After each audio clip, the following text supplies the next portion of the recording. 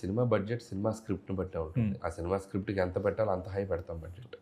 So ఆ కథను బట్టే బడ్జెట్స్ ఉంటాయి. అంతేగాని కావాలని తక్కువలో తీయడానికి నేను ఎప్పుడు చేయను. సార్ ఇప్పుడు మీకు ఇంకా పెంచే అవకాశం పెంచే ఉంది మీకు. అవకాశం ఉంది. అది చేసే స్క్రిప్ట్ని బట్టే. హ్మ్. ఇప్పుడు సర్లేరుకి మేకింగ్ ఒక కాస్ట్ అయింది, భగవంత్ కేసరి ఒకటి అయింది, సంక్రాంతికి ఒకటి అవుతుంది.